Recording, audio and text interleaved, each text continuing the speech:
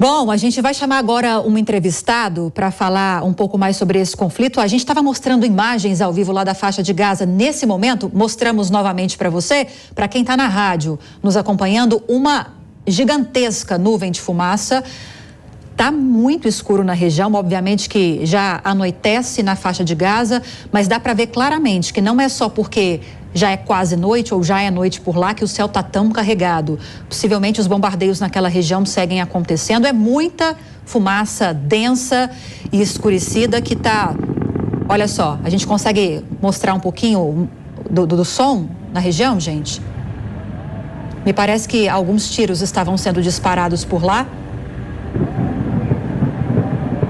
São explosões acontecendo. Muito possivelmente essa nuvem pesada de fumaça que a gente está mostrando é justamente por causa desses bombardeios que estão acontecendo. Talvez não exatamente nessa região. O cinegrafista que está mostrando as imagens para a gente, que está lá na faixa de Gaza, se arriscando para mostrar essas imagens ao mundo, está se aproximando agora, focando a imagem nessa nuvem de fumaça escurecida. É muito...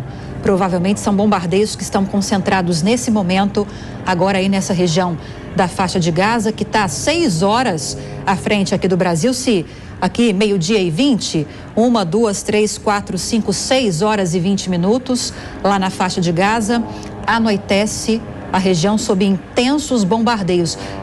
Os aviões seguem circulando também na região, inclusive ontem os aviões que estavam circulando, aviões de combate circulando na porção norte da faixa de Gaza, estavam despejando folhetos na região, fazendo mais um apelo para que pessoas que ainda estivessem, moradores, profissionais de saúde, enfim, pessoas civis que ainda estivessem na região norte da faixa de Gaza, que evacuassem a região, que se direcionassem para a porção sul imediatamente. Foi essa palavra que o governo israelense, que a defesa israelense deixou em destaque nessa exigência, né, gente? Nem é pedido, nessa exigência para que fosse feita mais um deslocamento, para que fosse feita mais uma evacuação. Vou chamar agora o Vladimir Feijó. Vladimir é professor de Relações Internacionais. Bem-vindo, obrigada pela participação, Vladimir. Boa tarde para você. E já quero começar te pedindo uma leitura de mais um dia de conflito, 23º dia de conflito, com uma incursão por terra que, embora o Exército diga que não é a incursão que vem sendo prometida nos últimos dias, não deixa de ser um início, porque tanques e soldados que estão realizando desde ontem essas operações pontuais por terra na faixa de Gaza não retornaram para Israel, né? Exatamente. Os tanques vêm acompanhados também com escavadeiras dentro de um plano de estratégia militar extremamente coerente com a tentativa de tirar eventual campo minado, abrir caminho para em escombros haja possibilidade de os tanques darem retaguarda para todo o pelotão de terra. Então está dentro da expectativa dessas 3 fases, né, que Israel anunciou já há 2 sextas-feiras que pretende implementar dentro da faixa de Gaza. Obrigado, Lívia, por me receber, o espaço aqui na Jovem Pan e refletir um pouco sobre isso. Fora o que vocês comentavam um pouco antes de eu entrar no ar, a presença dos Estados Unidos, ela ainda está incompleta. Afinal, foi apenas na tarde de ontem que o 2º Esquadrão Naval passou pelo Estreito de Gibraltar. Então, ele ainda demora por volta de mais 18 e 20 horas e isso seria uma boa retaguarda para dar respaldo, caso hajam mísseis lançados por forças de grupos no entorno de Israel, ampliando, portanto, a probabilidade de defesa do Domo de Ferro, né, que hoje tem um índice de acerto superior a 95%, mas vez por outra passa alguns ataques. A gente viu ontem um caindo em Tel Aviv, no dia anterior também outro num complexo residencial e a presença, né, de novos ataques, especificamente do Hezbollah, é uma grande ameaça e, portanto, talvez seja esse um dos esforços também de não lançar uma incursão por todos os lados da faixa de Gaza e apenas nessa faixa norte, dando indício, né, de que ali seria uma das rotas e preparando para que aquela ali esteja desimpedida quando de fato tem essa decisão. Professor, o Segré também vai participar desse nosso bate-papo. Segré? Pelo teu tempo e teu conhecimento. Quando a gente avalia a estratégia até agora demonstrada pelo Israel, observamos que eles têm muito cuidado com a tentativa de recuperar, de trazer de volta para seu território os 229 aproximadamente sequestrados, e tem um cuidado muito específico em termos desses lugares subterrâneos da Gaza, sem considerar, claro, as questões de civis que estão na face norte e que o próprio Hamas está evitando que eles circulem para ter escudos humanos. O que você enxerga daqui para frente como uma estratégia para obter esse preciso êxito, sucesso em termos da recuperação dos sequestrados até agora? Segredo, é uma situação bem complicada do ponto de vista militar, porque a gente bem sabe que por mais que exista algum mapeamento desses túneis, eles podem estar ali repletos também de becos sem saídas, eles podem ter armadilhas, por exemplo, para soterrar, para inundar, e portanto ter que entrar com soldados nesse espaço é muito perigoso. Os Estados Unidos se deu muito mal quando tentou fazer isso no Iraque e pior, gerou uma perda de apoio da população civil no entorno que não estava satisfeita com o grupo terrorista, mas por causa, dessas perdas colaterais, deixou de colaborar. Então eu não sei se essa é uma situação específica que está dentro do plano de Israel, pelo contrário, os indícios são de que quer evacuação total, que o exército consiga estar desimpedido de civis, para não ter danos colaterais, mas também não está contando com esse tipo de inteligência e informação que os civis poderiam confirmar com a situação dos reféns. E um outro tópico que, infelizmente, eu me sinto forçado em dizer é que na noite de ontem, a entrevista coletiva do primeiro-ministro e o ministro da Defesa lançaram dúvidas. Foram uma série de perguntas e tentativas dos jornalistas de buscar deles o compromisso efetivo contra os reféns, mas ele se esquivou e enfatizou que o principal objetivo é a eliminação do Hamas, algo que inclusive gerou algumas manifestações de familiares que, por mais que estejam resolutos, de que é preciso sim responder à ameaça do Hamas, mas se sentiram um tanto quanto na escuridão da confiança que os seus familiares não serão rifados, não serão expostos a um perigo desnecessário diante um objetivo primário que seria a eliminação do Hamas e não a retirada de reféns. Espero que nas próximas horas isso possa ser clareado, e a gente possa confirmar que de fato esse é o objetivo primordial de preservar a vida de israelenses e estrangeiros que estejam sequestrados e, em segundo plano, ou em plano contínuo, também eliminar a capacidade de futuros ataques do Hamas. Professor, o senhor tocou num ponto essencial, porque a gente tem acompanhado, sim, nas últimas horas que está havendo, sim, uma pressão por parte de familiares de reféns israelenses para que o governo faça um acordo com o Hamas para que esses reféns sejam liberados em troca, claro, é uma exigência do Hamas também, e isso já foi exposto por algumas lideranças terroristas, em troca de milhares de palestinos que seguem presos em Israel. O senhor bem mencionou que nesse pronunciamento ontem do Benjamin Netanyahu, ele disse que esse assunto já está sendo discutido no contexto do gabinete de guerra, mas não se aprofundou nessa questão. Então, o senhor acredita que muito possivelmente é uma retórica? Israel não deve estar no radar das forças de segurança, do governo, colocar talvez a libertação de reféns, fazer essa troca de prisioneiros, de reféns e prisioneiros, em detrimento talvez de priorizar a eliminação do Hamas? Como o senhor imagina que deva estar sendo discutido isso no contexto do gabinete? Pois é, a retórica política ela precisa ser contextualizada. O Benjamin Netanyahu já fez manifestações dos últimos dias dizendo que a história vai julgar os atos e eventuais erros. Ele certamente vai tentar trabalhar nos próximos dias e todo o desembolar desse conflito para assegurar que ele e os partidos que lhe dão sustentabilidade tenham viabilidade no pós-guerra, já que esse novo gabinete montado 6 dias depois que o conflito começou, falou, ele foi com esse sinônimo de unidade nacional, mas que pode ter ali alguma disputa interna, pode ter algumas dúvidas de qual caminho a seguir. E especificamente a palavra do Netanyahu de tentar se esquivar, ela é coerente com a cultura política dele, que andou bastante tempo distante dos jornais, distante de manifestações, mas nesses últimos dias fez 4 pronunciamentos e abriu em especial para entrevistas da mídia ocidental para continuar alimentando e de alguma forma neutralizando a retórica de propaganda de guerra do outro lado, especificamente diante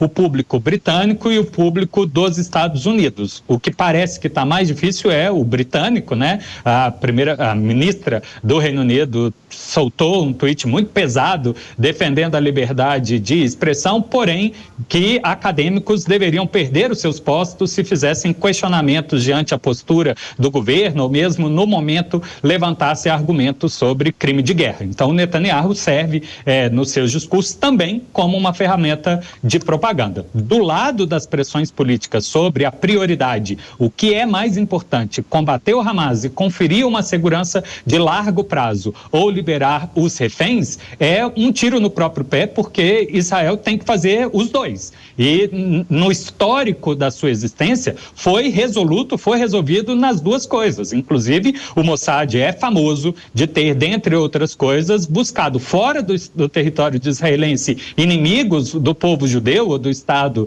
de Israel para levar a julgamento dentro do Estado de Israel. Então, esse tipo de postura é algo que está no imaginário coletivo e não pode parecer que não vai ser mantido, né? Que é necessário. E, portanto, reféns que já foram capturados, a gente teve o caso de Olimpíadas, né? A presença de Israel para tentar libertá-los ou coordenar com outros países, é uma cultura que precisa ser mantida também. Segré? Sim, tem uma visão, especificamente nisso que você está mencionando, que demonstra que essa troca de prisioneiros por sequestrados nesse caso, e temos o último exemplo daquele soldado israeli que passou vários anos em poder do Hamas e que foi libertado a partir da troca de mais de 1.000 prisioneiros, entre eles o que parece ser o líder do Hamas neste momento, Mohamed Deif, chamado o hóspede, né? Essa pessoa que não se conhece, mas que assombra da sua figura e que Israel está procurando quase com desespero para tentar coibir que a partir dele possa expandir esse ataque.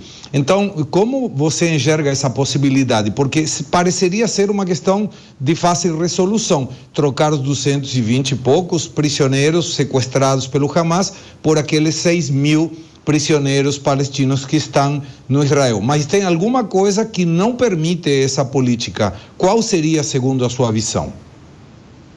A primeira delas é garantir que os reféns serão entregues sem qualquer prejuízo. Então, por mais que exista a intermediação do Catar, é preciso identificar onde eles estejam e se existe espaço físico mesmo, em segurança, para que esses reféns possam ser entregues, ou para a Cruz Vermelha, ou para os Médicos Sem Fronteiras, ou mesmo para a agência internacional. E, do outro lado, o Hamas sentir-se confortável que também existe um lugar ou pessoas que possam receber esses prisioneiros.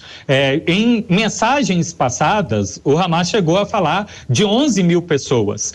Ele inclui dentro desse número os 4.000 trabalhadores oriundos de Gaza, que têm autorização de trabalhar em Israel ou de atravessar Israel e ir para trabalhar na Cisjordânia, que estão detidos desde o início desse evento, sob suspeita, né, de potencial envolvimento do Hamas, fora os que já estavam presos nas detenções de Israel, que eram por volta de 4.400, e mais de 1.000 que acabaram sendo detidos nesses últimos 22 dias. Então, eles estão em diferentes espaços. Quais são os detidos que o Hamas deseja que serem libertos? São os que são da faixa de Gaza, os que estão na Cisjordânia, são os menores de idade, são os que não estão acusados de crime nenhum nenhum, ou também tem pretensão de trocar por aqueles que foram processados e estão condenados, pelo menos 2.300 que estão nessa categoria. Como a principal intermediação tem sido feita pelo governo do Catar, e pelo menos o ministro de Relações Exteriores falou muito pesado na Assembleia Geral das Nações Unidas e já tinha dito no Conselho de Segurança, pedindo para quebrar a credibilidade do Catar, talvez tenha essa dificuldade dessa ponte, né, de contato com o governo israelense, que transmitiria do lado do Hamas que essa promessa de troca de prisioneiros seria efetivado. Eu tendo a acreditar que a gente tem diferentes níveis de escalão do serviço, tanto de prisão de Israel, né, o Serviço de Segurança Pública, quanto também da diplomacia, que poderia servir de dar essa credibilidade. Mas olhando apenas aquilo que a gente tem de público, essa é minha hipótese, né, a partir da pergunta, seria essa, que talvez ainda não exista confiança do lado do Hamas, que ele vai cumprir, né, não tem um lugar para entregar ainda os reféns que estão com eles, e do lado do governo de Israel, quem quer que seja a autoridade competente, também a falta de identificação de quais seriam os detidos e para quem eles seriam entregues. O professor citou agora a tentativa do Conselho de Segurança da ONU de se chegar a um consenso nessa discussão. Os Emirados Árabes Unidos convocaram para amanhã, segunda-feira, mais uma reunião de emergência. Enquanto isso, né, professor, o Brasil tenta costurar um acordo com integrantes do grupo para a apresentação de mais uma resolução, a segunda brasileira e a quinta a ser discutida no contexto do Conselho. Há alguma perspectiva positiva, na sua opinião, de que haverá aprovação de algum tipo de resolução? Bem, são dois indícios que talvez apontem a possibilidade de resolução. A primeira delas, que da última vez que os Estados Unidos vetou a proposta brasileira, o presidente Biden estava com a visita agendada. E uma das justificativas da representante, não foi o ministro de Relações Exteriores que falou, mas a representante permanente dos Estados Unidos, é de que não achava que era o momento. Era preciso dar confiança à presença do Antônio Guterres, que tinha ido no dia anterior, do Biden e do Antony Blinken, que ainda estava fazendo tour por outros países, de esforçar por essa outra via diplomática e não apertar o botão do Conselho de Segurança, né, que poderia decidir quem está certo, quem está errado, ou determinar uma missão de paz. Então preferiria explorar um outro caminho. Então esse é o primeiro tópico. O segundo tópico foi a aprovação de termos mais brandos em uma resolução da Assembleia Geral. Eu acho que os países que pressionavam pela expressão cessar-fogo, agora já estão aceitáveis, né, ou já estão coerentes com a terminologia pausas humanitárias e não esse cessar-fogo que significaria a interrupção total dos planos de incursão de Israel. Então, essa possibilidade existe.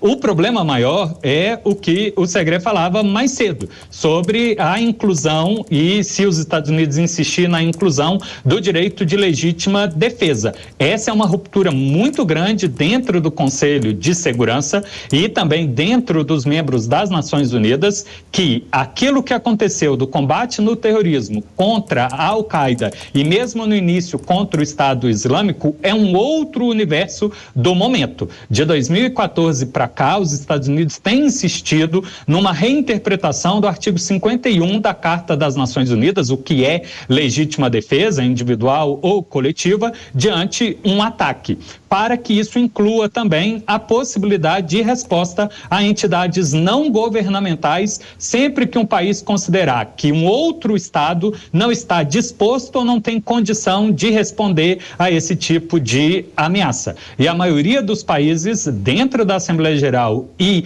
um grupo de um quarto a um terço dentro do Conselho de Segurança atual estão resolutos, estão resolvidos em entender que isso é uma flexibilização muito grande ao conceito de soberania e não estão dispostos a discutir isso nesse momento de crise. Isso pode ser discutido em outro momento. O principal argumento é que só deveria o Conselho de Segurança convocar a interpretação de legítima defesa coletiva diante agentes não estatais. E diante a criação de uma entidade já presente na ONU de combate ao terrorismo, seria prioritário seguir esse caminho e não discutir esse tema sistema de legítima defesa. Por mais que se reconheça o direito de legítima defesa, mas não é o momento de discutir o escopo do seu significado. E é esse tipo de pressão contra os Estados Unidos, por debaixo dos panos, que tem sido feito. Segré, mais uma para fechar com o professor? Claro, sempre é muito interessante ouvi-lo. Muito obrigado pelo seu conhecimento e por compartilhar conosco esse conhecimento. Mas como poderia impactar nessa situação tanto uma determinação do Conselho de Segurança quanto da ONU em geral? Porque temos observado, por exemplo, na invasão da Rússia à Ucrânia, que não foi muito efetivo uma determinação da ONU. Então, gostaria que o senhor pudesse explicar à nossa audiência essas diferenças entre uma determinação do Conselho de Segurança e uma determinação da ONU em geral. Boa, Segré, boa.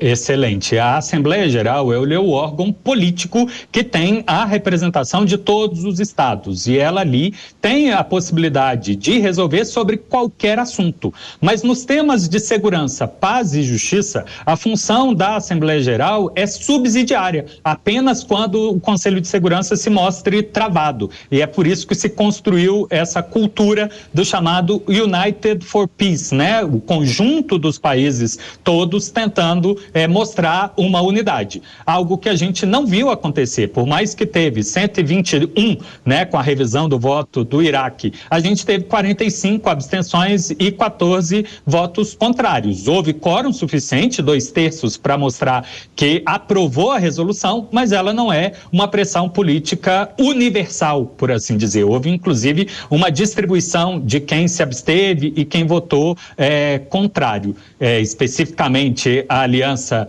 britânica, americana, junto de Índia, Austrália, Nova Zelândia e o antigo Império Austro-Húngaro, aqueles países do Império Austro-Húngaro, mais Japão. Foram esses, em especial, que estão resistentes à resolução da Assembleia Geral. Mas essa é uma pressão moral. Os países simplesmente responderiam a essa pressão do termo genérico chamado Sociedade Internacional. Especificamente, o Conselho de Segurança tem um outro poder.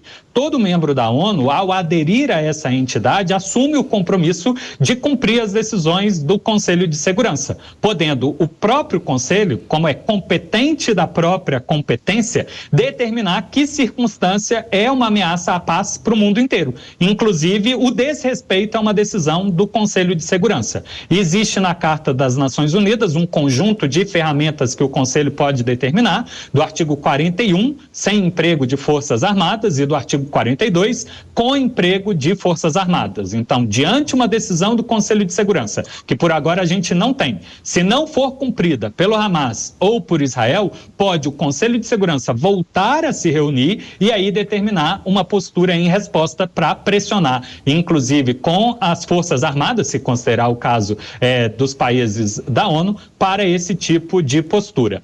Na reunião em que a proposta brasileira foi discutida, a representante de Gana chamou a atenção que o mais importante não era só essa resolução proposta no Brasil, era construir uma resolução que pudesse ser cumprida, pudesse ser posta em prática. E o clima atual, pelo menos do lado diplomático de Israel, é de descrença perante a Organização das Nações Unidas, tendo inclusive o ministro de Relações Exteriores falado na Assembleia contra a resolução que ali estava sendo posta, que ele não acredita que a ONU vai fazer o aniversário de anos 80. Então, dando indícios que, por enquanto, com esse tipo de linguajar que estava nos textos, Israel não está disposto a cumprir a resolução. Dependeria de ter um texto aceitável por Estados Unidos, China, Rússia, os que já vetaram, e vamos ver se França ou Reino Unido também não aparece aí com algumas novas resistências, e no futuro, se esse texto é creível, né?